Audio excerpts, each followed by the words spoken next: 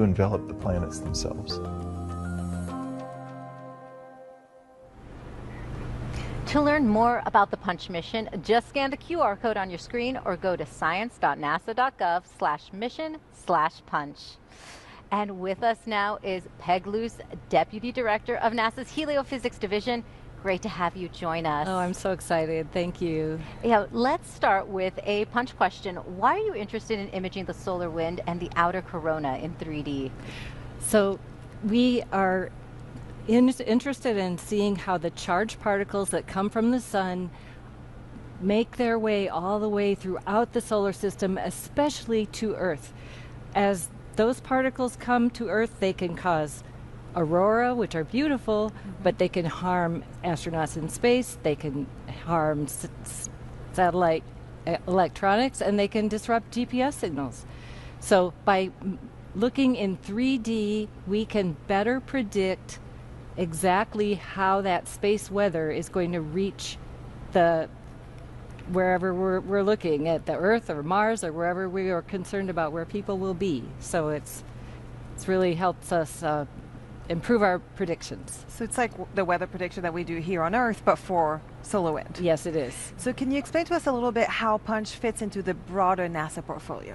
So Punch is going to be part of the heliophysics fleet of satellites. Heliophysics is the study of the sun, the solar wind, and how it affects the entire heliosphere, the entire solar system. So there are different satellites that look at the phenomena close to the sun, and different ones that study how the effects on Earth are done. And Punch will be bridging a gap that we currently don't have in seeing how those solar eruptions actually travel. We can see them up close at the sun, and we see what's happening once they're far away, but we haven't been able to track them the way Punch will be able to do. Oh, very neat. And you know, NASA is launching these 2 science missions at once. Can you explain how this is an efficient approach? So, for one thing, heliophysics is a science that benefits from multiple spacecraft flying together. And so we've been flying multiple spacecraft on the same launch vehicle for a long time. As rockets have gotten more capable, we are more able to fly different missions together. And so it's tremendous. It gives us an ability to maximize the return on the investment in the launch vehicle, get more science into space for the same investment. And it's more complicated, but it's absolutely worth it. Absolutely. Thank you so much for joining us today. Thank you. Enjoy the launch. Oh, yes, definitely. Now, let's go beyond our home star and peer back in time. SPHEREx is going to investigate some of the biggest questions about the very beginning of our universe. To do that, it will study light so distant it has taken 10 billion years to reach Earth. Here's more on what we hope to learn. SPHEREx is NASA's latest Explorer mission in astrophysics. It's a small telescope, but it has this unique and powerful capability of doing spectroscopy everywhere. We are going to survey the entire celestial sphere and collect a data set that will help us answer 3 fundamental science questions. It's going to tell us about the origin of the universe, the birth and formation history of galaxies, and the abundance of essential molecules such as water in the early stages of star and planet formation. The great thing about SPHEREx is we will capture the entire sky 4 times in over 100 different colors of near infrared. And that's really never been done before. According to our current understanding of the universe, we think that in the very earliest times, and I'm talking here a fraction of a second, much less than a nanosecond, the universe appeared to have gone through an accelerating expansion called inflation. And this is really a profound idea, and we're very interested to test it. And so one way to do this is to look at how matter is distributed over the universe. We want to map hundreds of millions of galaxies in 3 dimensions. What SPHEREx does, in addition to mapping out all these galaxies, is we cover the whole sky. So we can measure these galaxies over the largest part of the range we can see, which is the entire sky. And we want to cover the full range of distances from today to as far back as we can see. water molecules bounce around in interstellar space, and every once in a while they will impact a small dust grain.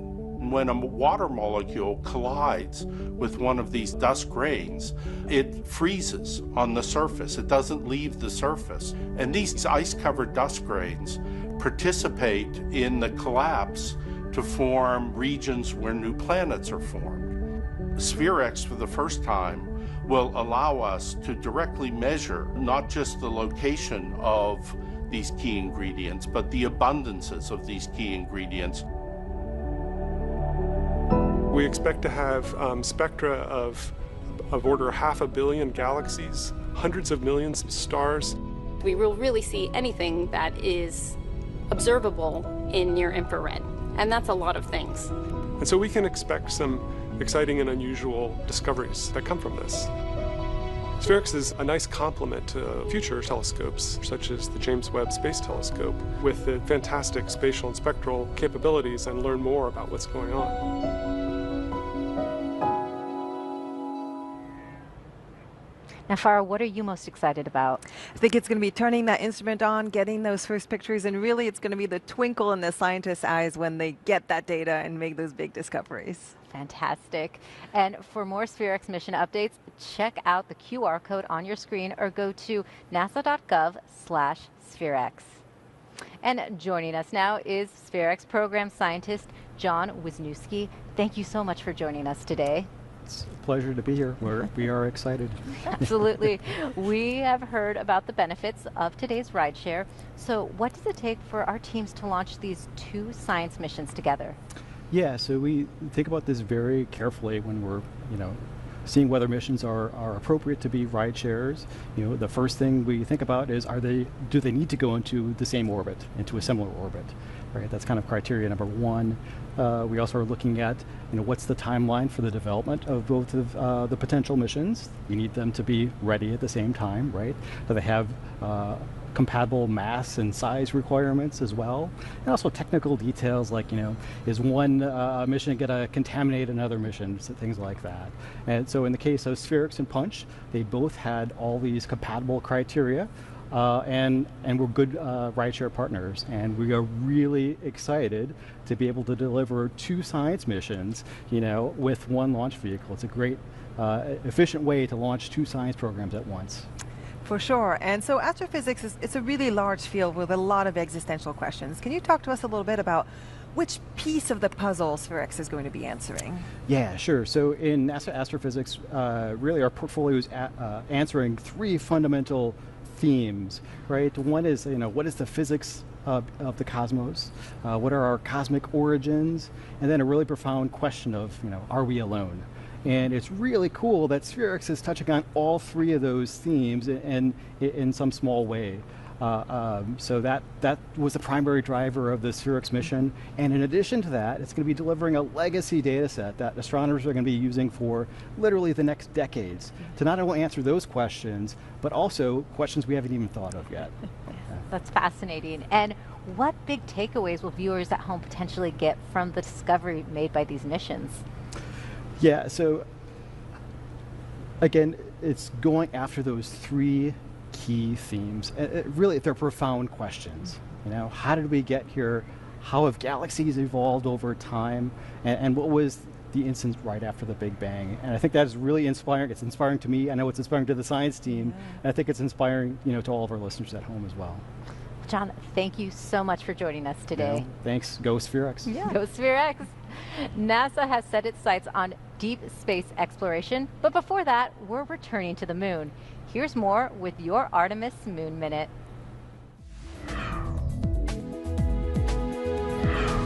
NASA's latest science missions will serve multiple purposes, not only providing insight on how the universe and galaxies formed, but also helping the agency's astronauts in their mission to explore the moon and beyond through the Artemis campaign. SPHEREx will scan the sky, creating a map of the Milky Way and hundreds of millions of stars and galaxies to search for water, carbon monoxide, and any new planets forming. Astronauts will need to know where they can find water on the moon and how much there is. SPHEREx is asking similar questions about water in our entire galaxy. The data from SPHEREx will identify targets for more detailed study by future missions. Also launching with SPHEREx is Punch, consisting of 4 satellites that will continuously observe the solar wind like never before. The radiation of the solar wind threatens Earth's power grids and satellites, also the moon's surface and astronauts and their spacecraft in orbit. Data from Punch will help scientists improve space weather forecasting so that it's faster and more accurate. That information can lead to more optimal launch windows, adjust spacecraft trajectories to minimize exposure to extreme solar weather events, and design adjustments for spacecraft to better withstand coronal mass ejections. That's a look at your Artemis Moon Minute. Scan the QR code on your screen to learn more about the upcoming Artemis 2 launch and what's planned for our Moon to Mars program. And it's been a busy week on the moon for NASA's Commercial Lunar Payload Services Initiative, or CLPS, where we've been delivering payloads to the lunar surface ahead of future Artemis missions. On March 2nd, Firefly's Blue Ghost Mission 1 successfully landed on the moon, carrying 10 NASA science and technology instruments. They are the first commercial company to execute a successful soft landing on the moon. And Farah, take a look at that beautiful video. Such a cool video. I think I've seen it 10 times. And just last week, Intuitive Machines' IM-2 mission achieved a historic feat, the southernmost lunar landing and surface operations ever. Although the IM-2 mission ended prematurely due to the lander's orientation, the data collected will provide invaluable insights into this challenging lunar region. And Farah, how about we answer some more of those SPHEREx questions coming in? All right. We have one actually that talks about the launch window and the times that are being heard. Can you explain what 8:10 and 8:09 mean? Yes, I think we've talked about this a lot, right? So we are trying to target a particular orbit. And in order to do that, we need to launch at a specific time. And we have to launch between 8:09:57 and 8:10:27. So it's that 30-second window in which we can launch.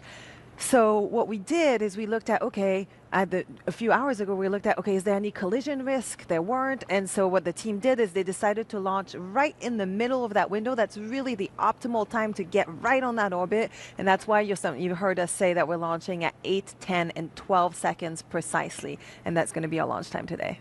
Fantastic. And thank you to Luke for that question on Instagram. Luke C on Twitter, on X actually. And we also have Rob V on YouTube who wants to know, how long will it take to map?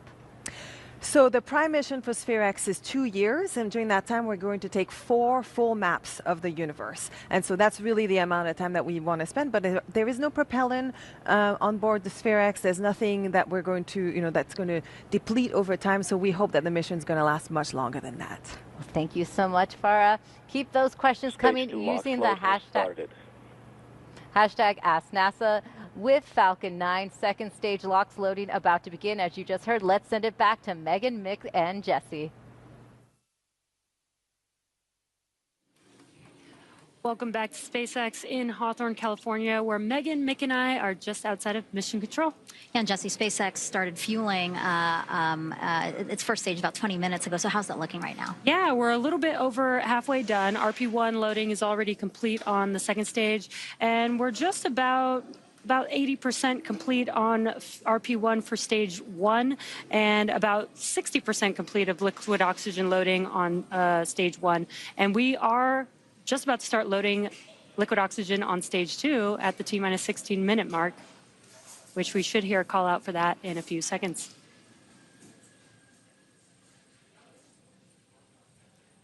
Again, a great view of the rocket on the pad there. And at the tippy top, we told you that that is the payload fairings.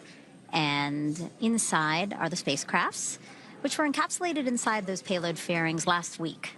Yeah, and as Jesse mentioned earlier, talking about the Falcon 9 rocket, those are brand new payload fairings, and SpaceX will retrieve those with their recovery vessel Go Beyond.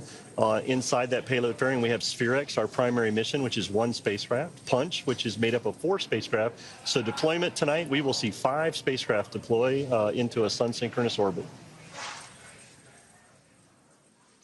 Now, we were saying that the propellants are RP1 or rocket-grade kerosene and super cold liquid oxygen. You know, why those fuels and how do they launch a rocket?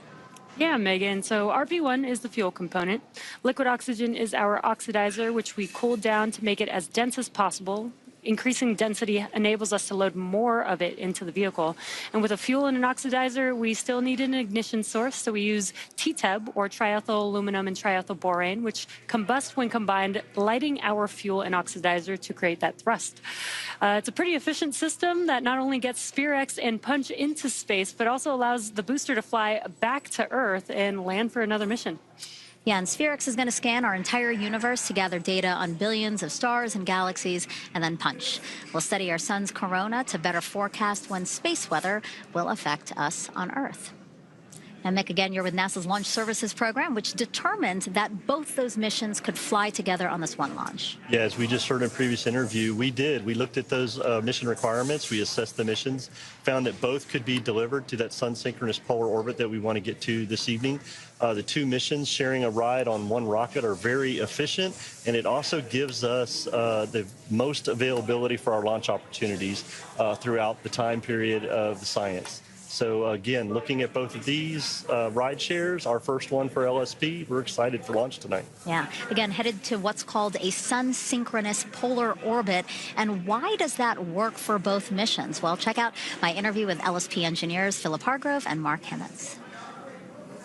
Okay, Mark, Philip told me to wear yellow today. Why? Right, so we're going to do a little demo. So you're the sun, that's why you're wearing yellow, and I'm the Earth, that's why I'm wearing blue and green, and this hula hoop is going to represent the orbit, or the path that the satellites are going to take around the Earth. So we have to pay attention to a lot of things. One of them is the orientation relative to the Earth, so that's this inclination, and then also the orientation relative to the sun. So as the Earth moves around the sun throughout the year, it's possible that we could be facing away from the sun, we could be facing towards the sun, and for this mission, we want to be facing towards the sun the entire time. So we choose a sun-synchronous orbit so that the twist of the orbit throughout the year is aligned with the Earth's rotation around the sun. So no matter where or when, we're always going to be in this orientation. Gotcha. So I should always see every part of this orbit. Yes. Why is that important for the SPHEREx and Punch missions? Sure. For SPHEREx, you can't look at the spacecraft without seeing this large cone on top. And that's because this is a photon shield designed to protect the sensitive instrumentation inside. And what it's sensitive to is to the sun. So with the sun always in this direction, that means we know the sun's never on this side. So that's the safe side. So that's when SPHEREx can go ahead and operate in the orbit in this direction, do their celestial sky observations, always working on this backside of the orbit, the safe side. Punch, on the other hand, is the exact opposite. It wants to study the sun. It wants to see the solar wind, the solar weather emanating from the sun coming to Earth. So this is a perfect orbit for them as they go around, because they'll go ahead and get maximum viewing time of the sun. You know, we've been talking about in the broadcast how Punch is actually made up of 4 satellites. Right. SPHEREx is 1. So basically you have 5 spacecraft that you're relatively, you know, near each other as it's going around the Earth. How do you make sure that they don't interfere with one another? Right, sure. We do a couple things because you're right, that is very important. First thing is SPHEREx is going to go ahead and separate, pointing away from the sun, obviously, so they're going to separate in this direction. After SPHEREx separates, the Falcon's going to do a small altitude lowering maneuver with their attitude control thrusters, just to lower by a couple kilometers, so they're not exactly the same orbit. And then the Punch spacecraft are going to separate in different directions. So the first 2 Punch spacecraft are going to separate equal and opposite along the velocity vector. The other 2 canted off that vector. So that puts them all in different directions, even SPHEREx in different directions, keeping them all safely moving apart from one another. Because SPHEREx doesn't want to be affected by the sun, can't be affected by the sun, were there special considerations on the ascent up?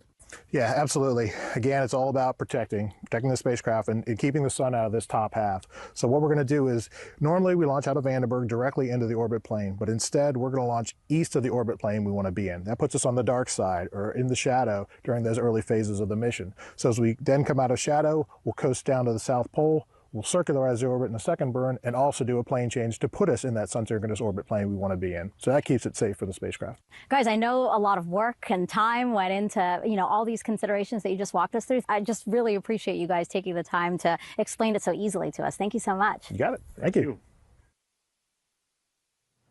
Thanks, Megan. That was a great explanation of the orbit both missions will use. And if you're just joining us, we are approaching 10 minutes until liftoff. Farah, the moment is finally here. Oh my God, my heart is beating so fast. I'm so excited.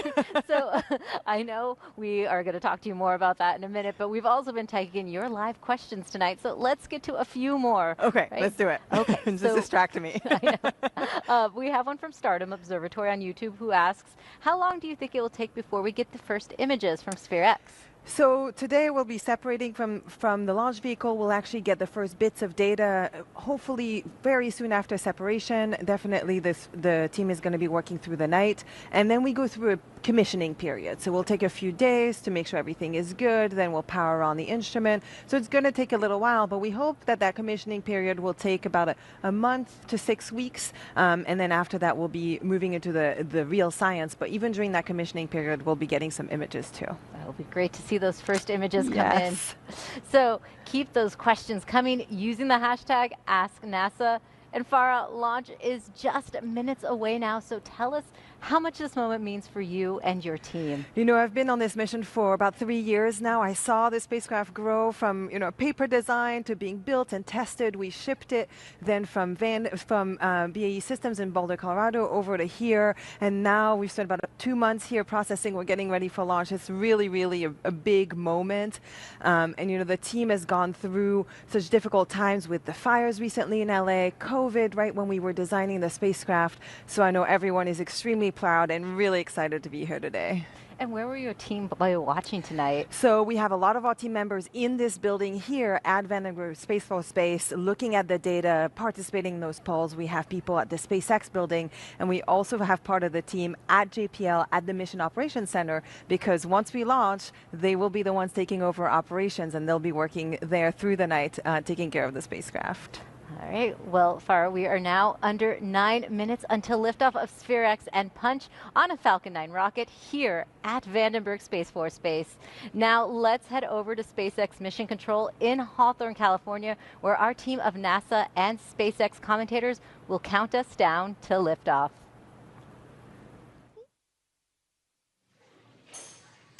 Thanks, Raquel.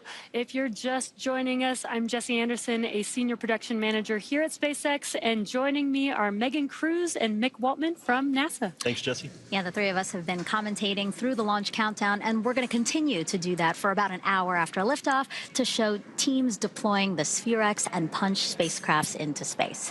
Yeah, SpaceX started fueling the Falcon 9 at about T-minus 35 minutes, and things are looking really good as we load propellants. We should hear a call out here soon as we get ready for engine chill at about T-minus 7 minutes. Engine chill is where we flow a small amount of that liquid oxygen into the engine to prepare for full flow at the cryogenic temperatures that the Merlin engines will see. Yeah, exactly. And after that, stage 1 will wrap up RP1 loading around the T-minus 6 minute mark. Then stage 1 liquid oxygen loading will wrap up at T-minus 3 minutes, and stage 2 at T-minus 2 minutes before launch. And we are coming up on that T-minus 7 minute mark that Mick mentioned. Stage 1 engine chill coming up here in a couple seconds. Perfect timing. There's that call out for engine chill. All right, so the SPHEREx spacecraft will collect a treasure trove of new information about hundreds of millions of celestial objects. And then you have Punch, made up of 4 satellites that will study the sun and how it creates space weather that can significantly impact us on Earth. Yeah, all 5 spacecraft are packed inside that payload fairing that you see on top of the Falcon 9 rocket. LSP is keeping a close eye on those spacecraft with the spacecraft customer, and they will be transitioning to spacecraft internal power as we complete about T-minus 5. Stage 1 RP1 load is complete. All right, there's a call out for stage 1, RP1 load complete. We still have a little more loading left to go. They have to finish loading liquid oxygen into both stages, and there's about another 4 minutes left of that. But again, you know what we're not tracking? Spacecraft is on internal power and configured for launch. Well, that's a good call out there, too. That's Denton Gibson, Dr. Denton Gibson, again, NASA's launch manager, confirming that the spacecraft are on internal power. Can you talk to us a little bit about that, Mick? Yeah, SPHEREx and Punch on in battery power, getting ready for launch tonight. I'm sure Farah is sitting at the desk just excited for this milestone as the spacecraft are now getting ready for launch later this evening. And so flying both SPHEREx and Punch on one rocket, I mean, it just saves money. It's a great opportunity. It's very efficient to be able to take advantage of one rocket and the multiple launch opportunities we can get and get two spacecraft with same science into the same orbit. Yeah. And excuse some of those loud sounds. We are actually in the factory here in Hawthorne, so you may hear some work happening behind us. And coming up, a couple things are going to be happening back to back. We have the transporter erector, which is also known as the TE or the strong back. It will start retracting away from the vehicle, and that's that large. Falcon 9, tanks are pressurizing for strong back retract. Good call out there. We're pressurizing in preparation for that strong back retraction. Again, that's that transporter erector, that structure there on your screen right next to the vehicle. It provides propellants and electricity to the rocket until just before launch. And we will first begin to see the clamp arms, which are just below the fairing, begin to open up. Once those clamp arms are fully open, then the TE can retract away from the vehicle. Strong back retract has started. There's that call out that it has now begun. And so we will see those clamp arms begin to open there on your screen. It'll be very slow and slight. But once again, once they are fully open, then the TE can recline just about a couple degrees away from the vehicle. And there you can see those clamp arms moving. NLM, this is LD on Countdown Net. This is NLM. The NLM providing the status that the Falcon 9 is healthy and we're tracking no issues heading into launch. Can you provide a final verification status for your team? NASA's go for launch. Great, thank you. And a quick poll there. It sounds like we are go for launch. And you can see that transport erector moving away from the vehicle. It'll be just 2 degrees. And then we can start pressurizing the vehicles coming up here shortly, but propellant is still loading on the vehicles. We're coming up on T-minus 3 minutes where liquid oxygen loading on stage 1 will complete here shortly. Yeah, Jesse, as we said earlier, this is the third flight of this booster for the Falcon 9 rocket. Those brand new payload fairings that will be retrieved by Go Beyond downrange. Inside those fairings, as we just heard from the NLM, everything is go. The spacecraft are on internal power. Both SPHEREx and Punch are healthy, and we are ready to proceed to launch tonight. Stage 1 LOX load is complete. All right, and all that's left now is to finish loading liquid oxygen into the second stage. Again, we're targeting exactly 8, 10, 12 seconds for liftoff here from Vandenberg Space Force Base. Again, a beautiful wide shot right there of the launch pad. We'll stay with you until we deploy both SPHEREx and Punch in a sun-synchronous orbit around Earth. 2 really cool missions. Again, SPHEREx will deploy first, starting at about 40 minutes after launch, and then Punch's 4 spacecraft will deploy about 10 minutes after that in 2 batches. Now, as always, we're hoping for some great live views of all those deployments. Next call out we're expecting, again, in less than 10 seconds, that stage 2 LOX loading is complete.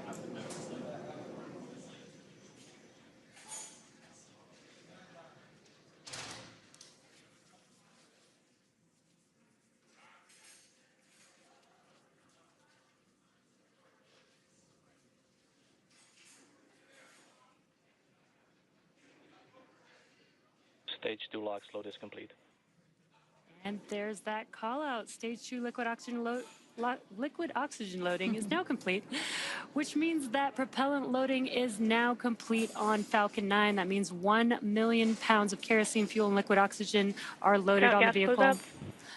And gas closeouts are in work now, and you can see some of those white clouds on your screen. That is us venting out the liquid oxygen lines from the transporter erector, and when that cold gas meets that warmer ambient air, it turns into condensation, almost like what you see when you get condensation on a cold glass of water.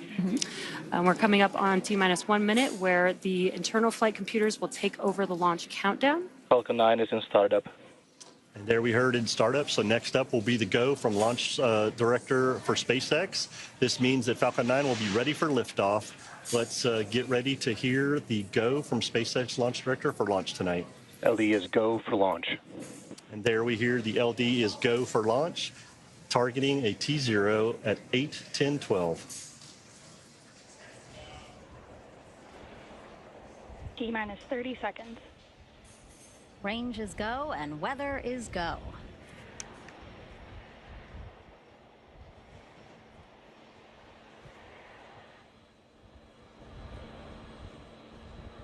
T-minus 15 seconds. 10, 9, 8, 7, 6, 5, 4, 3, 2, 1. Ignition. Liftoff of the Falcon 9. Go SpaceX, go SPHEREx, go Punch. SPHEREx and Punch on their way to map out our universe like never before and revolutionize space weather forecasting.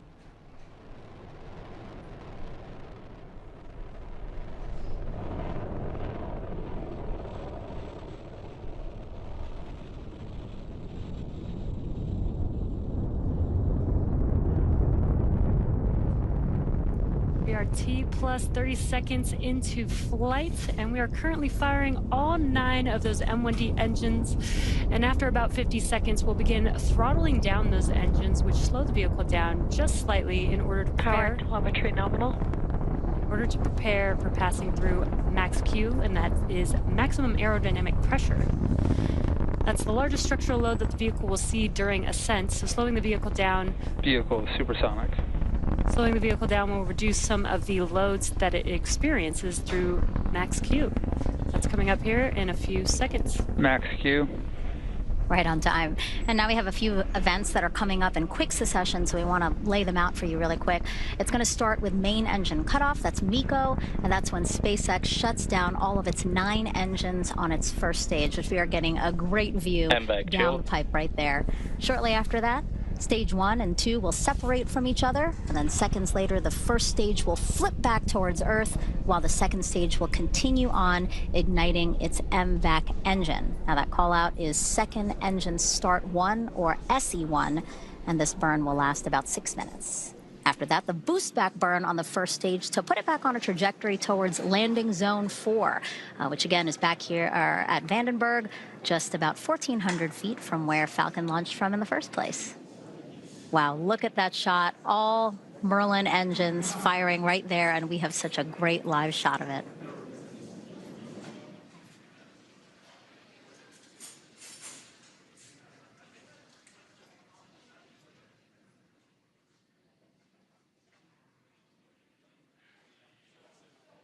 Main engine cut off. Stage separation confirmed.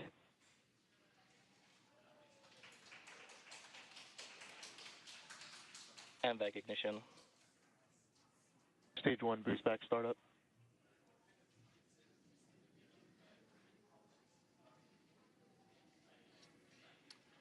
Coming up next, we will see fairing deploy, and that's when the 2 fairing halves will separate and expose SPHEREx and Punch to the atmosphere of space. SpaceX will attempt, they will actually retrieve those fairings back downrange on Go Beyond once they get back to Earth.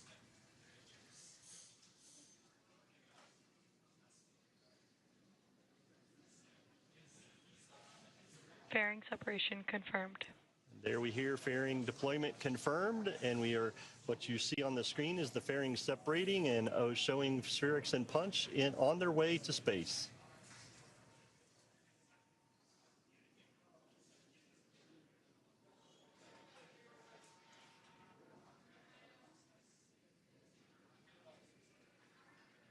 Stage 1 boost back shutdown. There you see on your screen and heard that call out that the boost back burn is concluding on the first stage vehicle. That's the first of 3 burns that it needs to make its way back down to Earth. This is the 3rd flight for today's first stage, which previously supported 2 other launches, NROL 126 in November of 2024 and Transporter 12 just in January of this year. And you may have noticed some soot on the vehicle prior to launch. During the entry burn, which is coming up here in a couple minutes, Falcon 9 is decelerating by reigniting 3 of the 9 Merlin M1D engines. Now, this causes the vehicle to fly through Merlin's exhaust gases, or the plume, which deposits a layer of soot on the vehicle's surface, and that soot comes from the carbon-based fuel that Falcon 9 uses. With each flight, the soot builds up just a little bit more on the outside of the vehicle, giving Falcon 9 its distinctive reused look. We're just so lucky to have these great views. Again, we have a split screen here. On the left side is the first stage, and you see those grid fins. They're guiding that first stage back to a trajectory here at Vandenberg Space Force Base. And then on the the right-hand side on your screen, you have the second stage, and you see that MVAC engine is still burning there. You know, Mick, LSP just works really closely with SpaceX to be able to fly reused rockets for NASA missions. Yeah, Megan, at LSP, we look at all the requirements for all the missions that we have. And as I said earlier, we selected SpaceX for the SPHEREx and Punch mission. And looking at all those requirements, we ensure that even previously flown launch vehicles will meet those requirements, providing NASA with a dependable and a cost-effective ride to space for this, our first rideshare mission. Yeah. If you're just joining us, hello. We're in your bottom corner right there. I'm NASA's Megan Cruz, and with me is Mick Woltman with NASA, and also Jesse Anderson, a senior production manager at SpaceX. Now, Mick is with NASA's Launch Services Program, which is managing today's launch, so he's going to have a lot of interesting things to say to us to walk us through what we're seeing today. And, of course, we have Jesse from SpaceX. Really great ride so far. We're so lucky to have you guys. And, you know, LSP chose SpaceX to deliver SPHEREx and Punch to what's called a sun-synchronous orbit 650 kilometers above the Earth. And SPHEREx is going to help answer some of the biggest astrophysical questions out there. You know, like how do galaxies form and evolve, how water and other key ingredients for life came to be.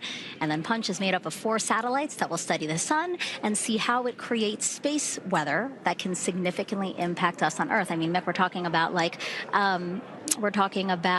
issues with GPS or satellites, things like that.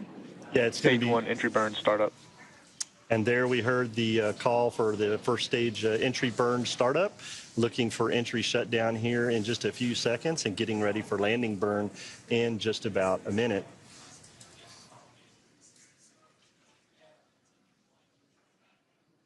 Stage 1 entry burn shutdown. There we have Jesse, confirmed engine shutdown for the entry burn. But back to what you were saying, Megan, about the science of the mission. I know Farah is sitting there looking. We are so happy that we got liftoff tonight. But you know, the most important thing about these 2 missions is exactly what you were talking about. Once we get them deployed, the science that they will have to be able to help us here on Earth with some of the things we want. The spectral map of the universe will be incredible. And that solar wind and solar... Stage 1 FTS has saved. Flight termination system has been saved. Stage 1 really transonic.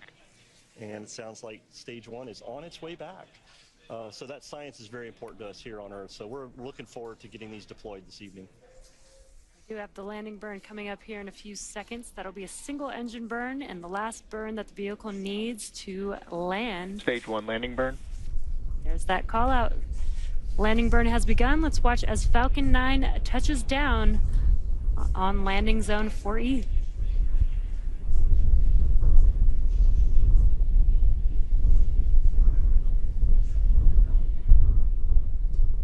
Stage 1 landing light deploy.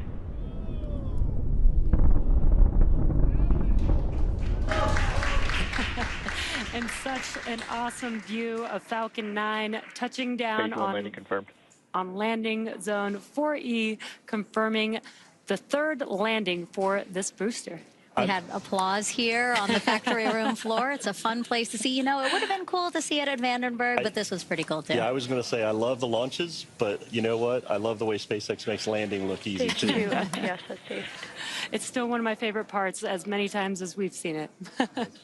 And right there on your screen, we lost the signal for a second, but basically we're keeping an eye on the second stage's first burn. That's continuing, and that burn's going to last until just after T plus 8 minutes. And then it will shut down. There will be a coast phase, and then we will relight a second time.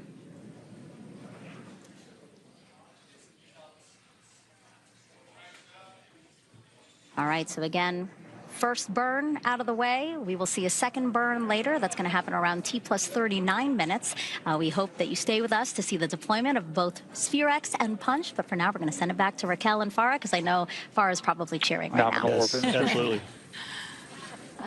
You are correct. Absolutely. If you're just joining us, I'm NASA's Raquel Villanueva, joined by Farah Alabay, bringing you live launch coverage from Vandenberg Space Force Base along the central coast of California. And just over 9 minutes ago at 8:10 p.m. Pacific time, we watched as a SpaceX Falcon 9 rocket lifted off. And Farah, I think that is the happiest you've ever been, and I've known you for years. Oh, yeah. I mean, I'm so happy that we're finally in space. And of course, we still have to get through separation. But oh my gosh, being in this building, everything was shaking. But Mick will be jealous because really that sonic boom as it was landing, it caught me by surprise. It was very loud. It shook the entire building we were in right now. How does it feel now to have it off the ground? We still have, a good 30 minutes to go before we separate. So we still have to hold on for that. But it feels really great to have SPHEREx in space. We saw a peak at the photon shields when the fairing separated, and I saw she was all in one piece, so we're good to go. Fantastic. The rocket is flying two important missions today. One is your SPHEREx, a space telescope that will create the most colorful 3D map of the cosmos ever, and Punch, 4 small satellites that will study how the sun's outer atmosphere turns into the solar wind that fills our solar system. So I have a little pop quiz for you, Farah. Do you know what each of those missions stand for? Let's start with yours. SPHEREx is the spectrophotometer for the history of the universe, epoch of reionization, and ISIS. Oh my gosh, I'm ISIS Explorer. Got it, yes. It was a close one, but you got it. And now how about Punch? It's the polarimeter to unify the corona and the heliosphere. That one's easy. Well, great. That was an A+ for you there. Before its journey in space, SPHEREx had to go comprehensive testing. Farah was there for the whole process and will give us a behind-the-scenes look. This is the clean room where SPHEREx is being built and tested.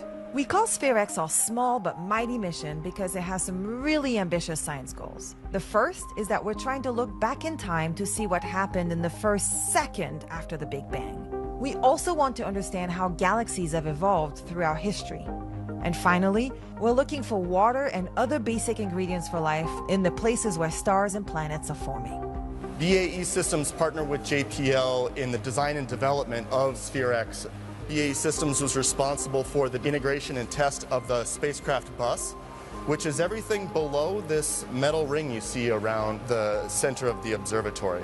In addition, BAE Systems built the telescope that's at the center of the SPHEREx observatory.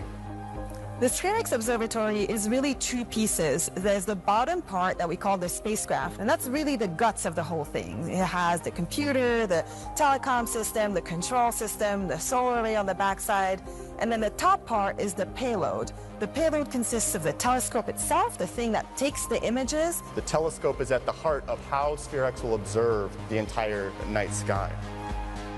And then these cones are thermal shields that help us keep the telescope cool. The SPHEREx telescope and the detectors are required to be very temperature stable during their observations in order to collect that science data. And they lend this very distinctive structure to a spacecraft, one that I haven't seen before in my career.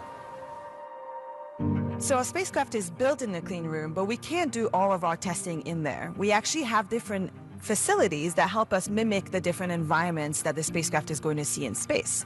The first facility that we get to when we come out of our clean room is the thermal vacuum chamber. Here at BAE, it's called Titan.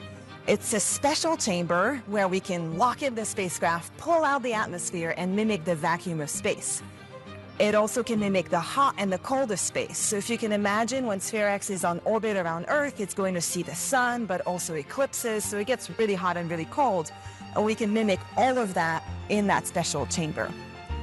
Down the hall over there, beyond the curtain, are 3 more facilities. The first is the Fiesta area. That's where we do our acoustics testing. It's a whole big party for the spacecraft. We surround the spacecraft with these giant speaker stacks, and we blast sound at it, the same sound that it's going to see when it launches into space. Behind it is the vibration lab. That's a special table where we bolt down the spacecraft and shake it in all sorts of different directions, mimicking the shaking that it's going to go through when it's launching on that rocket. And then there's the electromagnetic interference and compatibility test. It's a really quiet room that absorbs all the sound, and we put the spacecraft in there and make sure that all of its components, they all emit radio frequencies. We'll make sure that they can all live in the same environment and they don't interact with each other in a weird way. There's one last test that happens here in the clean room, and it's called the separation shock test. What we do there is that we take the spacecraft and we mount it to the payload adapter ring. We then lift up the whole stack and mimic the separation that happens between the rocket and the spacecraft. When that happens, there's this big shock event, so we want to make sure that the spacecraft survives that and also that all the pieces fit together. Years of hard work really paying off tonight, and this moment is so meaningful for the SPHEREx team and the institution of JPL. This year began with devastating wildfires across the Los Angeles area, including the Eaton fire that burned dangerously close to JPL. And Farah, hundreds of employees were impacted. Yes, including members of our very own SPHEREx team. Some were forced to evacuate, and unfortunately others lost their homes. And it all happened right as we were preparing to ship the SPHEREx observatory from Boulder, Colorado to Vandenberg Space Force Base. Many of us were right in the middle of final shipment preparations when evacuation orders started rolling in. We even had to change our transport route to avoid fires, heavy smoke, and road closures, something none of us had ever expected to have to plan for. And throughout the firefighting effort, JPL provided water resources and a helicopter landing area for firefighters. First responders and our community went above and beyond, helping those in need and working tirelessly to protect JPL and nearby homes. And we would like to thank them for their courage, dedication, and support. Yeah, I think this is exactly the time when our community really shines, and we're so thankful for them. Absolutely. And someone else we'd like to thank today is the director of NASA's Jet Propulsion Laboratory, Lori Leshin, and she joins us now. Lori, it is so great to have you here. Go SPHEREx! It's so exciting, and thank you for that wonderful opening about our first responders and our whole brave community. It's really special. Absolutely. And Lori, this launch is a true bright spot for JPL's family. How are you feeling after watching that launch? You know what? It's such the culmination of the hard work of so many people over many, many years. And even up towards the end, we have had quite a launch campaign here with lots of stops and starts. And when you're outside and are able to see that rocket go up, and this one, it flew right through Orion's belt. Oh, gorgeous. It just makes it all worth it. Yeah, you can feel the rumble here too. Oh my gosh. And SPHEREx is a great example of a smaller, more focused mission with incredibly ambitious goals. Yeah. How do missions like these fit into the bigger picture of what JPL does? Well, at JPL, we're really all about cutting edge science, no matter what size the spacecraft it is, right? We do big science with big missions like Europa Clipper and the Perseverance rover, but, and SPHEREx is an example of doing really big science in a somewhat smaller mission. And so it's just great to see when there's the right kind of science question, we build the mission to answer it. And SPHEREx is also a collaboration between multiple partners. Can you explain to us how that led to the mission success and maybe how that might influence future collaborations? Absolutely. I always say, cosmic teamwork makes the dream work here, right? So collaboration is key to everything we do, whether it's with universities across the country and around the world, like we've done on SPHEREx. We have international partner Korea involved in the SPHEREx mission, and of course our industry partner at BAE Systems and the PI at Caltech. So it really is taking the best from lots of different organizations, and that's why our motto is Dare Mighty Things Together, because everything we do is about the team. Well, thank you so much for joining us today, Lori. We appreciate having you here with us. Launch is really just the beginning for the SPHEREx team. Right now, mission control is kicking into high gear at JPL. For a sneak peek at what's happening behind the scenes, I caught up with the project manager and flight director for SPHEREx. Can you describe why this space is so critical to the mission? Well, this room, the Earth Orbiting Mission Operations Center, will be the nerve center for operating SPHEREx. All of the telemetry that comes from the space vehicle will arrive here, and all of the commands that we send to the space vehicle will originate here. On launch day, I'm up at Vandenberg Space Force Base and part of the countdown and the launch management team. One of the key roles in this room we call the Mission Operations Manager. That's one of the people that I will poll during the countdown. Another key person is my deputy, the deputy project manager. Since I will be at Vandenberg when all the action is going on down here, she will function as the project manager in this room. Another one of the key people is Varjan Gorgian, and he'll be sitting at the other end of this room. Great, thank you so much, Jim. We'll actually go catch up with him and find out what he's doing. Varjan, tell us the role of the flight director. Well, the flight director puts together a procedure of all the critical events that happen to make sure that the spacecraft is healthy, that the instrument is healthy, as well as all the people who need to run the spacecraft are all ready to go. And, you know, this room really kicks into high gear after launch. Absolutely. So then after that, when we have all these people who are ready, they're waiting to get the signal that the spacecraft has turned on and it's detumbling and it's starting to send the signals to all the people who are running it, as well as critical people like navigation to know where the spacecraft is, and then tell the ground stations where to look for the spacecraft to get all the important data. There's a huge number of people that have to come together to make things work. In this case, we have BAE Systems, which built the spacecraft and the telescope. They're going to be here to monitor all that to make sure it's healthy. We have people from Caltech who built the camera, which is going to be giving us our critical data. They're going to be here, as well as all the other people from JPL who are bringing this together to make sure that it all works together. And finally, can you tell us about a fun tradition we have here at JPL that involves some Lucky Peanuts? Oh, absolutely. So the Lucky Peanuts have been involved with JPL's exploration of space from the very early days, and so we always think of them as a valuable tradition to make things go well. Now, we also actually have some Lucky Peanuts here with us, and I have seen Farah snack on them all the way here. Definitely, we need a little bit more of that good luck for separation coming up. I'll take us through separation. And now let's send it back to Jesse Anderson in Hawthorne with a look at SpaceX's history of supporting the next generation of space exploration with NASA.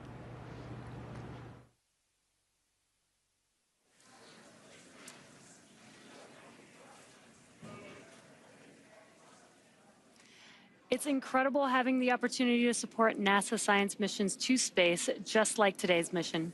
In fact, the last month was the 10th anniversary of the very first mission Falcon 9 and SpaceX launched for NASA, the Discover Space Weather mission, which launched in February of 2015, which you can see there on your screen.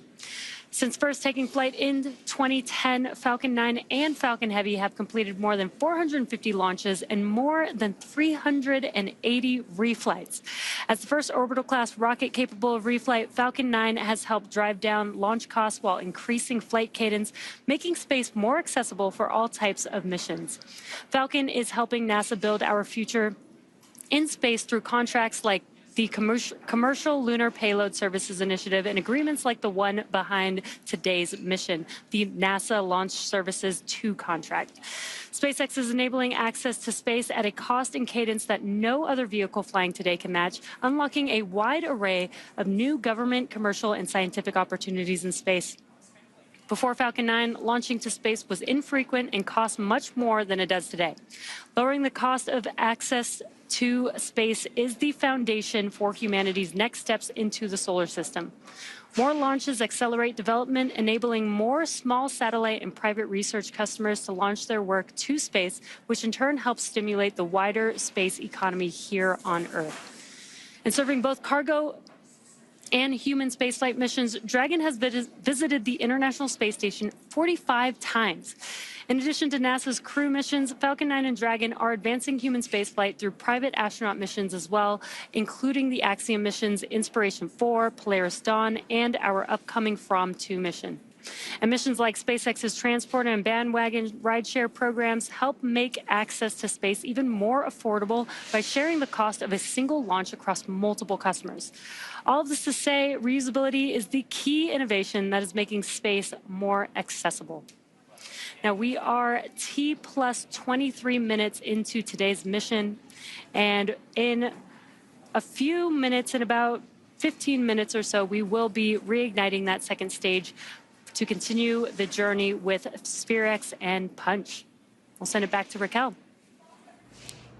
Thank you, Jesse. Punch, along with students from the University of Colorado Boulder, are bringing ancient solar observations to life. Their project, Solar Stones, transforms historic petroglyphs into art. Let's take a look at how it's connecting the past to modern science.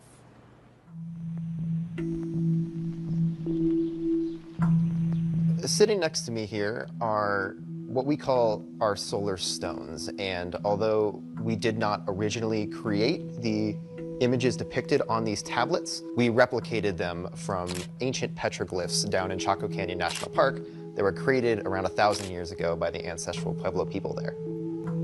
So this over here is the final version of our tablet, and it is a depiction of what we believe is a total solar eclipse around the year 1097. And the reason we believe that is because looking at this, it has all the telltale signs of an eclipse. It has an occultation in the center, where the moon would be blotting out the sun, this very circular shape. It has the solar corona out and along the sides, and up here on the top is what is believed to be a reflection of Venus. While these tablets would be really good for any learner, we collaborated with the Colorado School of the Blind so that we could make these tablets accessible to low vision learners. Space is typically a very visual field. You look up at the stars, you look at pictures of space, but if you can't see that, then you're pretty much completely blocked out from being able to study this and be able to understand this part of history. And so this way we have an exhibit that people can learn from if they are sighted or not sighted. It took a lot of time to figure out how much detail we needed, how deep the objects needed to be, what textures we needed to use. A lot of these things that we didn't expect, we gained context through lots of user testing. So I think this project is really valuable because it allows people to interact with space in a completely different framework.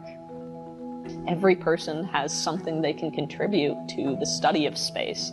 And so our hope is that not only can the blind and low vision community be included in this part of history, but that sighted learners can potentially learn things easier with a tactile experience.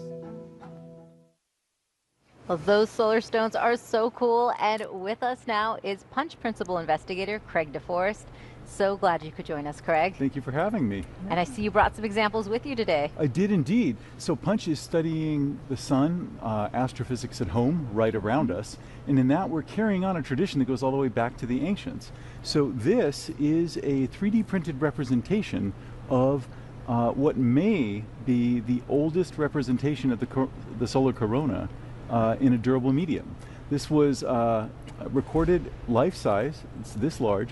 Somebody about 1,000 years ago chipped this into the rock right near what is now the visitor center at Chaco Canyon. And this is consistent with, and many believe it to be, a representation of the solar eclipse of 1097, which occurred over Chaco Canyon. People actually witnessed it and observed the corona around us. So that ties us from the ancients to the modern esoterica of spaceflight. And why was it important for Chaco Canyon to be the location for the Punch mission solar stones? So we organized our outreach program around ancient and modern sun watching, and Chaco was a large center of culture about 1,000 years ago.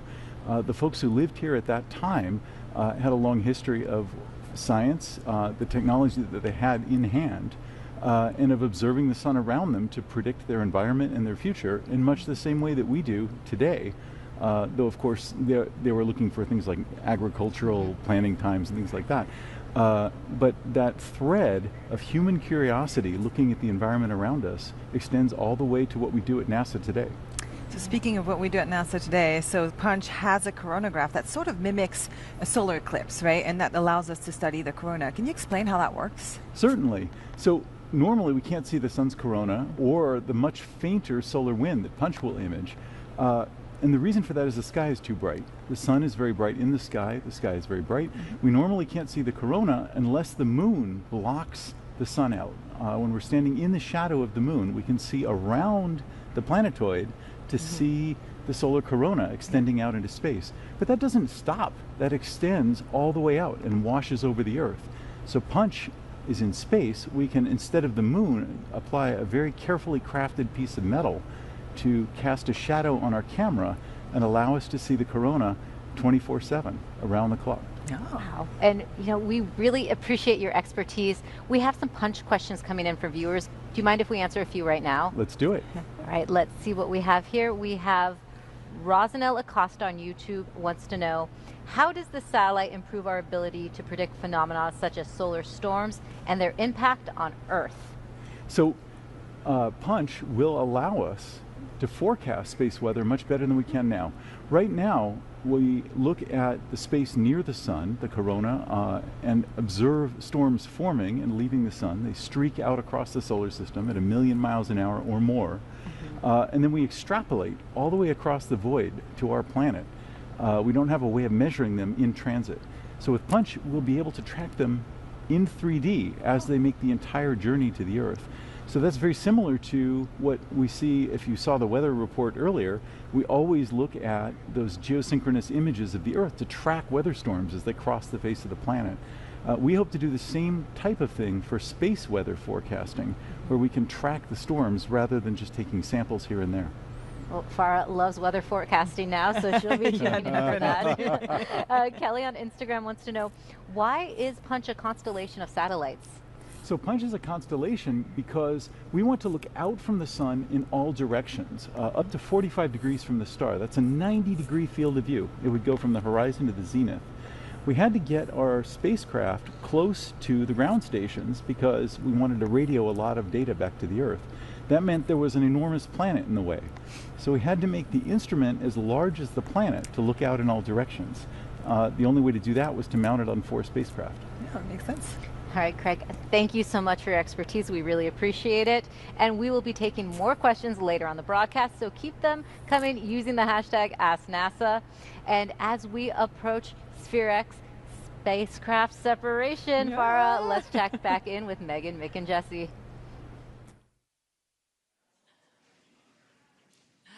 Welcome back to SpaceX in Hawthorne, California. Megan, Mick, and I are just outside of Mission Control, where teams continue to monitor Falcon 9's second stage. And we have a view here that we're looking at, and we're seeing that stage 2 is currently coasting near Antarctica right now. So where it needs to be, we are loving the trajectory and seeing the data that we're getting back. The Falcon 9 lifted off of Vandenberg Space Force Base about 31 minutes ago. It's carrying 2 NASA science missions, SPHEREx and Punch, and both are headed to a sun-synchronous orbit around 650 kilometers above the Earth. Yeah, and what does that mean for us? That means that we will be passing over the same part of the Earth at roughly the same local solar time each day. That means that the lighting conditions are consistent for observations, which is important to SPHEREx and Punch. For SPHEREx, that provides a consistent illumination condition, reducing background noise from the varying sun angles. And for Punch, it keeps them in a fixed Sun-Earth viewing geometry, crucial for tracking the solar wind's continuous evolution. In short, this orbit allows both missions to maximize their scientific observations with minimal interference from the Earth's shadow. Yeah, basically, SPHEREx likes the sun and Punch does not like the sun. So they're really That's riding another way that. to say it. So they're really riding that day-night line, and it's just perfect. You know, that's why again we're flying these 2 missions together. So again, we're going to gather some really great science. SPHEREx is going to map our entire universe to gather data on billions of stars and galaxies, and then Punch is going to study our sun to really better forecast space weather and how it affects us. Yeah, and the second stage with SPHEREx and Punch will coast for another about 7 more minutes before we have another ignition of the MVAC engine. And then following that, we will deploy SPHEREx first and then Punch's 4 spacecraft. As always, we're planning to have live views of each of those deployments starting at T+40 minutes. Yes, we can't wait. So we'll see you back here soon. For now, let's send it back to the hostess at Vandenberg Space Force Base with Raquel and Farah. Thank you so much. Turning our attention back to SPHEREx, the Space Telescope is gearing up to map the entire sky like never before. With special photon shields and an ultra-cool design, here's how it will spot hidden cosmic secrets in infrared light. This is SPHEREx, NASA's cosmic mapmaker. It will scan the entire sky, charting the positions of hundreds of millions of galaxies. But why does it look like my dog after his last visit to the vet? These concentric cones help keep SPHEREx cool and shielded from nearby bright objects. Anyway, continue. Ah, of course. SPHEREx has 3 cones, which are called photon shields. They block light and heat from the sun and the Earth. That's a big deal because without those shields, the telescope's detectors would be blinded. But SPHEREx also needs to be cold, because it detects infrared light, or wavelengths slightly longer than what the human eye can see. Infrared is emitted by warm objects on Earth and out in the universe. It's also emitted by the telescope. Keeping it cold reduces the infrared glow, which lets SPHEREx see faint objects that are really, really far away. That's right. These aren't cones of shame, they're SPHEREx's cones of fame. Here you can see one of SPHEREx's 3 cones being assembled. They sit atop this shiny jewel of a structure called a V-groove radiator. The mirrored surface directs heat out into space, cooling the telescope and the infrared detectors. Cooling them to minus 350 degrees Fahrenheit. That is cold. SPHEREx can help us study everything from what happened a few seconds after the Big Bang to where water comes from in planetary systems.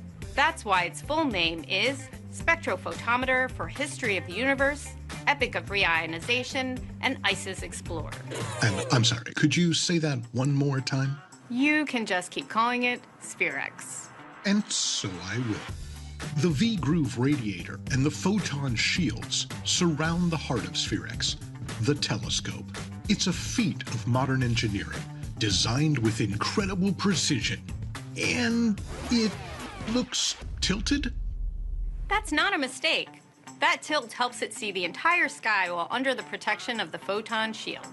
Do you mind if I get back to work? Sure, let's wrap this up. The cone of fame, the gorgeous jewel, the tilted telescope. These are all part of NASA's next cosmic mapmaker, SPHEREx.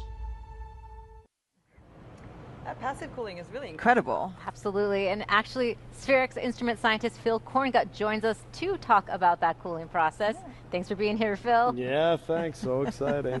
So indeed, yes, SPHEREx uses a totally passive cooling process. That means we have no refrigerators, we have no liquid cryogens or anything like that, and we use actually the coldness of deep, dark space to bring the temperature of our instrument down. And to show you how that works, we made a little demo here. This is a little thermal model of SPHEREx, and you can see it's got its 3, iconic photon shields. And then inside there, you can see that we've got a model of the telescope and the focal plane radiator. So back in Pasadena, we took this thing to do a little demonstration to show you how that might work. So we put it up on the roof of the Cahill Building for Astrophysics, which is actually the building that we assembled the SPHEREx instrument in. And we put it up there with a great view of the night sky. So there's thermal engineer Brad Moore and I getting everything set up. And the point is that using that night sky, even here on Earth, we can cool it down. So here in this time lapse, as we left it out there overnight, you can see why this is harder on the Earth. Those clouds up there, the atmosphere is actually pretty dark in the infrared. Not to mention that air makes conductive heating between the Earth and the radiator. You can see also there we left the camera in the foreground. That's actually an infrared camera, so you can see what's happening with the heat glowing off of the telescope inside. So you can see here, as we look in the infrared, there's a lot of light coming off of that telescope because it's warm. And as the time lapse goes on, you see that light coming down, that glow that's coming off the infrared as it dumps out to deep space. If you look to the outside of this, there's a glow around the photon shields, and that's from the Earth coming up. And so inside, it looks dark because it's reflecting the cold sky from the photon shields. And as we go on, you can see that light comes down, and our telescope is getting cooler. So the next morning, we come in and see what happened to our experiment. There's Brad and I coming in. You can see the glow from our hot coffee. This is an infrared video, so you see all the light that's actually glowing off of us at room temperature. Here we are looking in there to see what we found, and that's what it looks like. That radiator was nice and frosty. You can see when I swipe my finger across it, there's all that dew on there, and that's because we cool down using passive cooling below the dew point, and we condensed water, and we made a little frost on the outside, and we did some passive cooling on Earth. Well, Phil, that's actually what my car looked like this morning with the windshield wipers filled with dew. That's right, and that's actually passive cooling. And I bet you, if you looked at where your car was parked, it's actually had a great view of the sky. And if it maybe parked under, like a garage lid or a tree or something, you wouldn't have that because it didn't get to passively cool. And so SPHEREx is going to use that passive cooling to detect those super faint galaxies, right? That's right, yeah. And so as you saw in that video, which was in infrared, warm things are actually glowing like crazy. So we're trying to detect, light that comes from tiny blips of these galaxies all the way across on the other side of the universe. So in order to get there, we have to cool down the foreground because all that light is just swamping us, and we've got to get the light from the telescope glowing down so we can see those tiny blips across the universe. Right. Well, Phil, thank you so much for joining us. Now let's head back to the team in Hawthorne, California for a status update. All right, we're now 39 minutes into the mission, and coming up is what's called SES-2, and that's when SpaceX will reignite its second stage engine, which you see right on your screen there.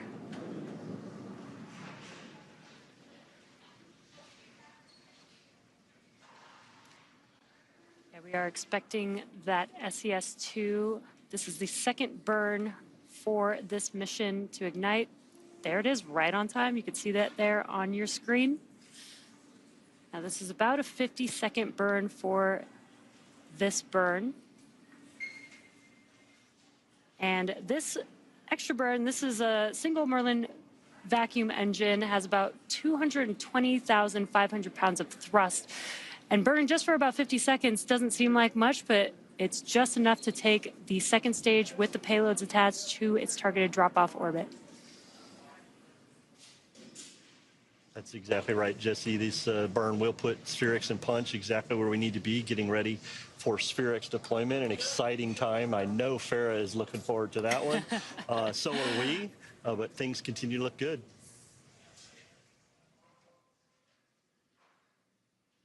And there you can see on your screen that the MVAC engine is now shutting down. Nominal orbit insertion.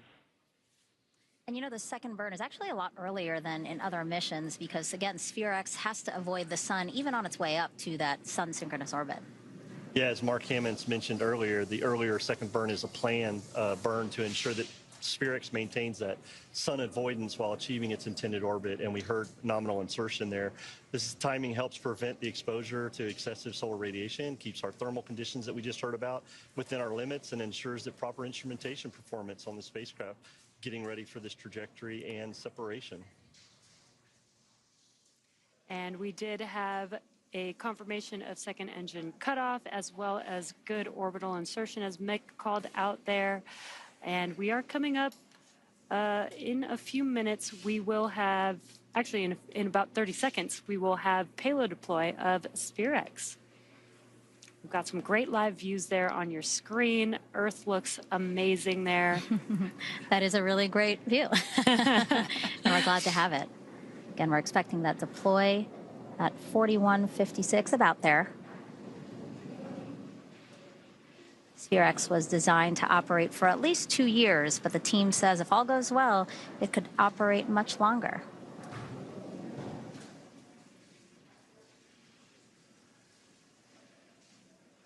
Expecting deployment here in just a few SPHEREx seconds. separation confirmed. And there we are, the call out, and now you can see that there on your screen. SPHEREx is drifting away from Falcon 9's second stage, confirming deployment. Woohoo! It took everything in me not to talk over you and go, yay! So exciting. Are you kidding? Farah is at the hostess right now, jumping up and down. I'm sure. Yeah. Yeah, again, great live views. It's always nice to see. And again, this is a great opportunity for the spacecraft team to see it happen in real time. So now the spacecraft has a 3-minute pass over a ground station in Antarctica. You might have heard it mentioned a couple of times in the broadcast. Troll is what that ground station is called. And the team hopes to confirm an initial signal with the spacecraft. Yeah, that initial signal will primarily be gathering engineering data for its health and status at this time.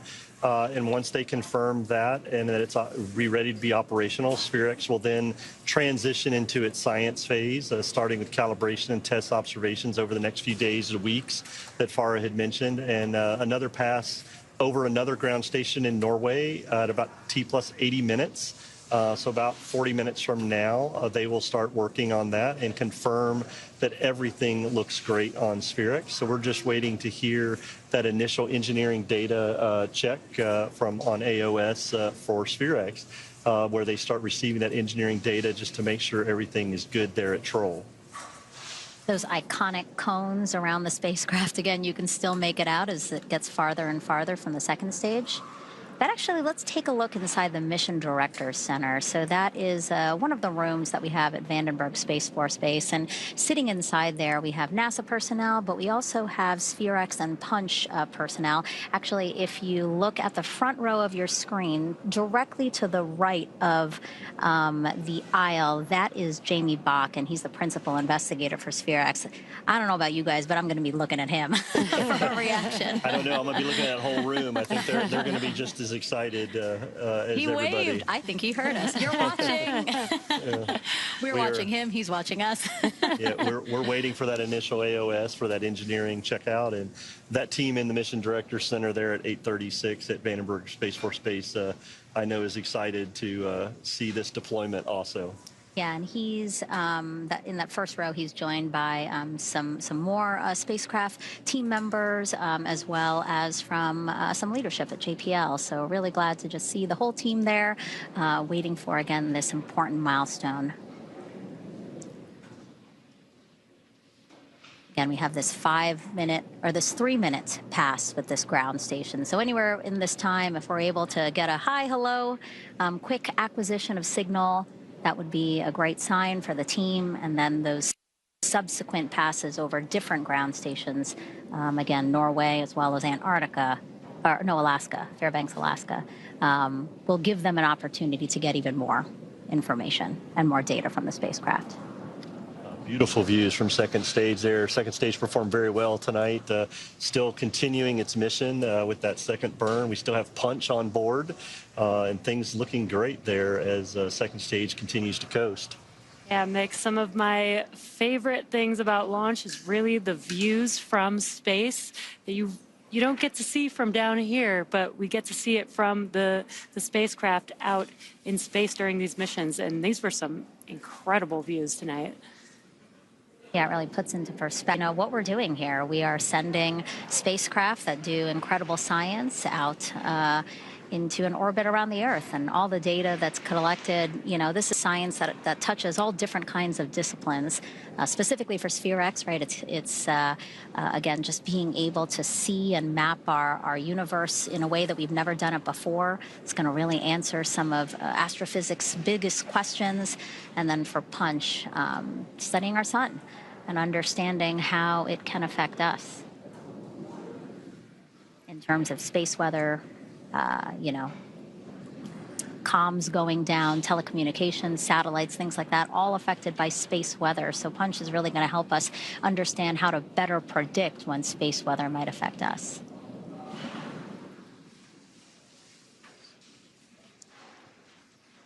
And it looked like we did lose acquisition of signal from the second stage, but the mission isn't over yet. Falcon 9 second stage is still carrying NASA's Punch mission, 4 satellites that will study our sun's corona.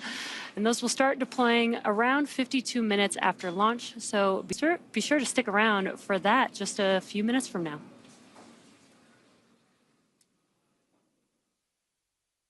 Thank you so much, Megan, Mick, and Jesse. And Farah, what is next for SPHEREx? So, of course, we would have liked to hear from it right now, but this, it's a very short pass, as you heard, and so the SPHEREx is continuing to orbit around the Earth. It's getting itself into the right configuration. It's going to go over another ground station called Svalbard up in Norway in about 40 minutes, so we'll hopefully hear from it then. And so we'll be anxiously waiting to hear from her and to tell us that she's doing well in space. Well, thank you so much for that update, Farah. And joining us now is project scientist Olivier Doré. Olivier, thank you so much for joining us. Pleasure. So Olivier, tell us, SPHEREx is taking a 3D map of the universe, right? How and why is it doing that? Yeah, that's a very good question. Thanks, Farah. And this question is really at the core of SPHEREx mission goals and also its design. So let me start with the why. And to explain you the why, I will use this crystal ball here. And don't worry, I'll use a crystal ball to explain the past and not to predict the future. So, but if you look closely at this crystal ball here, what you see inside, you see all kind of small filamentary structures, elongated structures that connect and intersect. Some kind of three-dimensional spider web. So this turned out to be a really good visualization or representation of how galaxies are distributed throughout the universe. And in fact, we call that the cosmic web. So what SPHEREx wants to do is make a three-dimensional map of the cosmic web over the whole sky.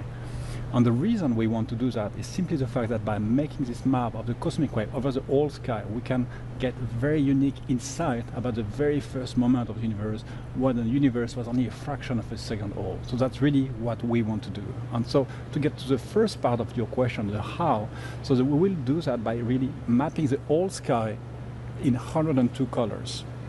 And so why do we want to use colors? It's very simple. So if you look at the sky, you take a picture, you will see exactly where stars and galaxies are. But if you want to know how far they are from you, if you really want to measure the third dimension, you need to use the color information. By using colors, you can really tell how far a galaxy is from.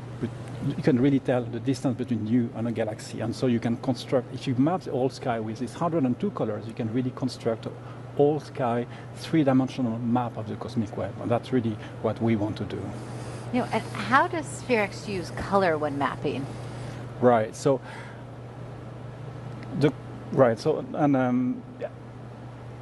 we will use, to make this map, we will use what we would like to use, say, rainbow colored glasses. And so you can think, when you use rainbow glasses, what's very interesting about it is that the color you see slightly is different depending on exactly where you look at. And so you could say that SPHEREx will use some kind of astronomical grade rainbow glasses that we put in front of our detectors. And so it means that each part of our detectors will see slightly different colors. And so by planning a very careful sequence of pictures, of exposures, we can really reconstruct the whole sky map in 102 colors. And that's really what we will do, that's how we will get this 102 colors that we need to make this map, this three-dimensional map of the cosmic web. Great. Thank you so much for your insight, Olivier. My pleasure, yeah. So we are actually now heading back to Hawthorne, California for an update.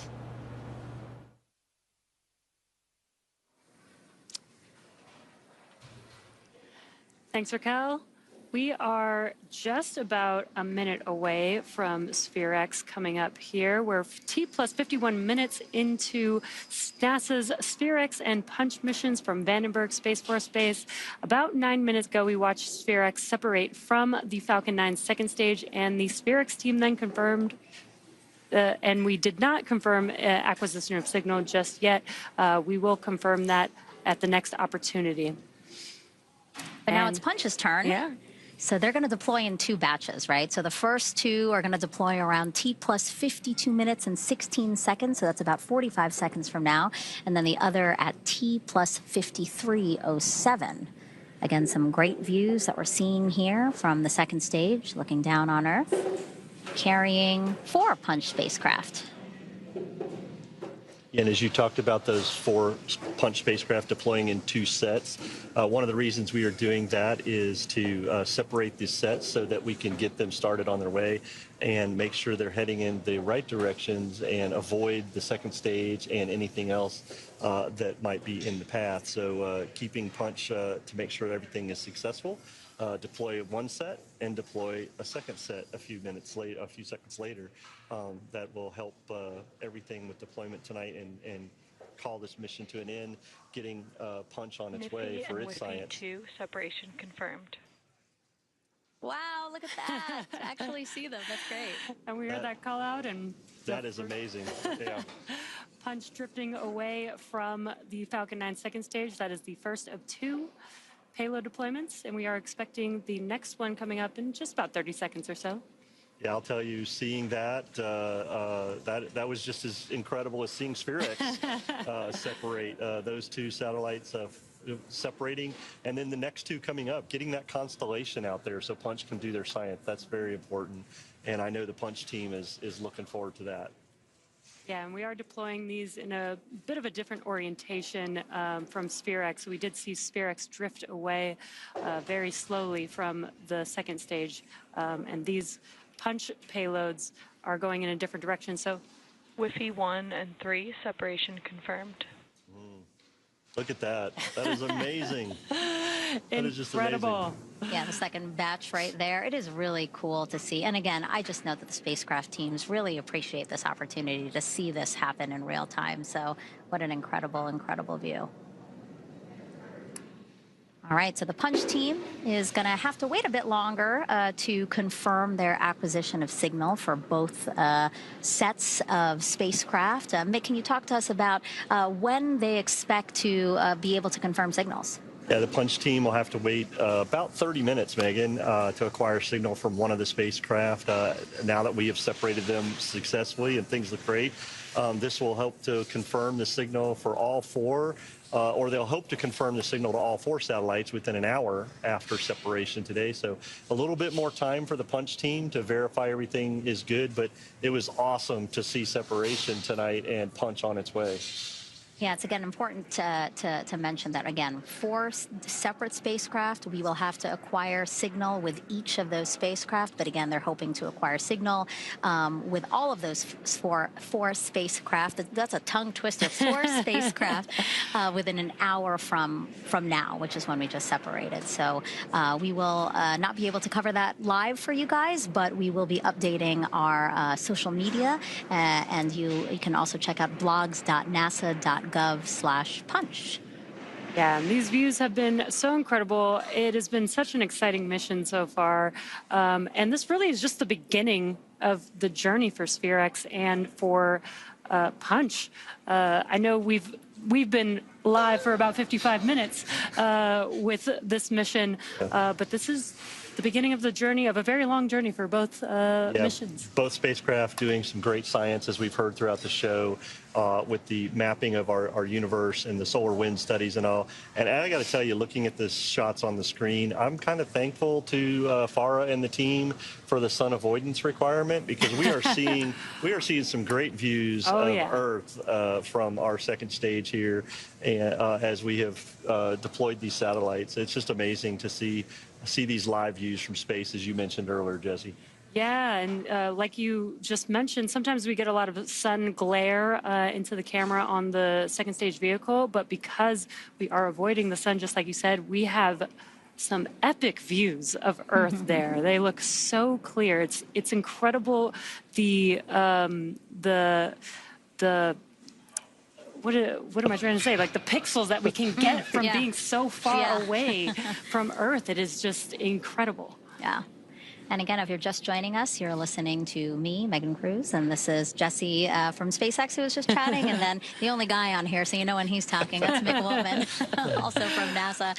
And the three of us are at Hawthorne, and we're commentating through some of the incredible views that we're seeing from space right now. You know, a couple of minutes ago, we saw the SPHEREx spacecraft deploy from the second stage, and then a few minutes after that, we saw in 2 batches all 4 Punch spacecraft also deploy. So it's been really great being able to commentate through this and be able to share this with the public. But for now, let's send it back to Raquel and Farah. Well, thank you for that update, Megan, Mick, and Jesse. So tonight, NASA's Launch Services Program has successfully launched SPHEREx and Punch. Joining us now is tonight's Assistant Launch Manager for NASA's Launch Services Program, Tim Dunn. Tim, another successful launch for NASA's Launch Services Program. How are you feeling in this moment? Well, Raquel, I'm feeling incredibly excited. Hopefully I'm representative of the team. I just left a building on North Vandenberg, the SpaceX Launch and Landing Center, where there was incredible positive energy after launch. And then I was on the phone with our NASA launch manager, Denton Gibson, on the ride down here. And we got spacecraft SEP of SPHEREx. And I could hear in the background the cheering and the yelling in that room. And I know it was replicated in the rooms here at Building 836 with all of the team present here at Vandenberg. You can probably hear Farah at that point. Yeah, probably from the parking lot out there. Wonderful. So tell us what's next for LSP. Oh, gosh, what's next? Well, let's see.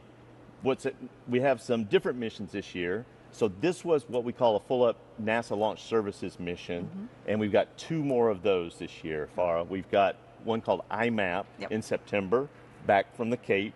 Also with some ride shares, right? And it has ride shares on it also, yes, indeed. SWIFO and Carruthers will be the ride shares there. And then we come back to Vandenberg at the end of the year in November, and we launch another JPL mission, the Sentinel-6B mission. So we always love coming out here to Vandenberg and looking really forward to that. But also, scattered throughout the year, we have what we call our Vader missions. There are Class D, more risk-tolerant missions, maybe smaller spacecraft.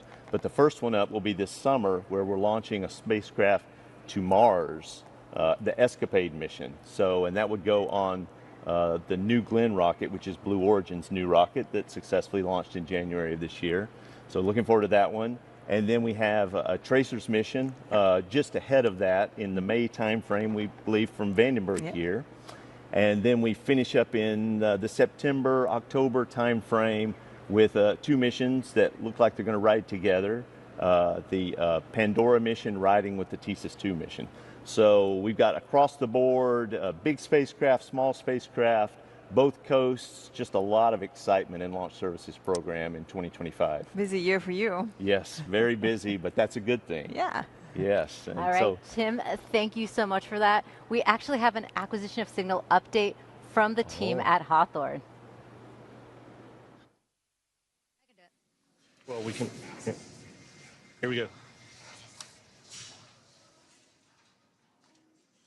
All right, everyone, we are now 59 minutes, 51 seconds from liftoff. Again, we watched the Falcon 9 rocket lift off with 2 NASA missions. We had SPHEREx as well as Punch. We did watch all 5 spacecraft deploy from the Falcon 9 second stage. We had some great views of those, again, live.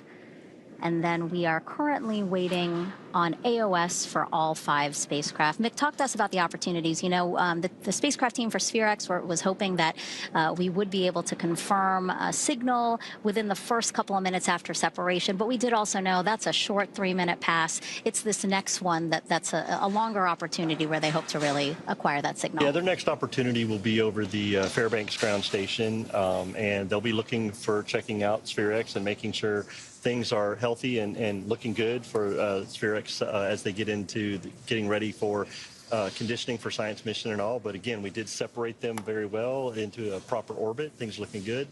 Punch separated, and we're about 20 minutes, I think, from getting signal for the Punch team, and they'll start off receiving signal for 1, and then in about an hour get signal for all 4 to verify that Punch is good.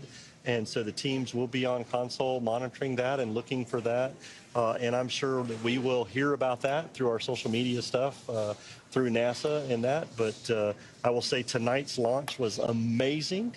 Seeing the separation of all 5 spacecraft was great. And, you know, this has been just an absolute great day to see this launch with everything that we've gone through for this mission. Yeah, so again, waiting for those opportunities to acquire signal from all of the spacecraft. Again, we are looking at T plus around 80 minutes for the SPHEREx spacecraft, and then also for the Punch spacecraft. The first opportunity for at least one of them is about 74 minutes after separation. So again, a really great time. We were so happy to be here with you, Jesse. Yeah, it was awesome. I will say it was awesome being with both of you, but thank you, Jesse, for having us. I work with them all the time. So. No, it's been so great having you both here. I've had so much fun on this mission. And we'd also like to thank NASA for their trust in us and for being a frequent flyer with SpaceX.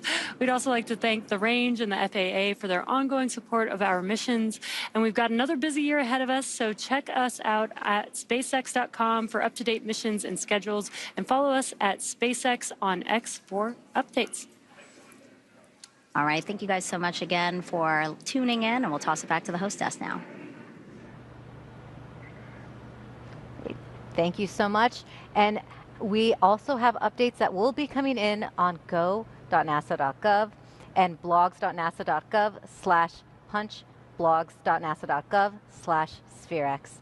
And before we wrap things up, let's take one more look at tonight's Falcon 9 launch of SPHEREx and Punch. T-minus 15 seconds. 10, 9, 8, 7, 6, 5, 4, 3, 2, 1. Ignition. Liftoff of the Falcon 9. Go SpaceX, go SPHEREx, go Punch. SPHEREx and Punch on their way to map Space out propulsion is our nominal. universe like never before and revolutionize Vehicles space pitching down weather range. forecasting.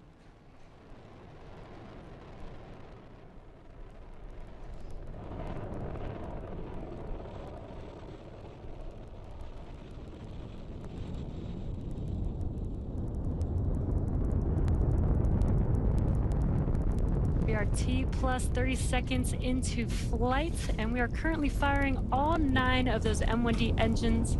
And after about 50 seconds, we'll begin throttling down those engines, which slow the vehicle down just slightly in order to prepare. Power telemetry nominal. In order to prepare for passing through max Q, and that is maximum aerodynamic pressure. That's the largest structural load that the vehicle will see during ascent, so slowing the vehicle down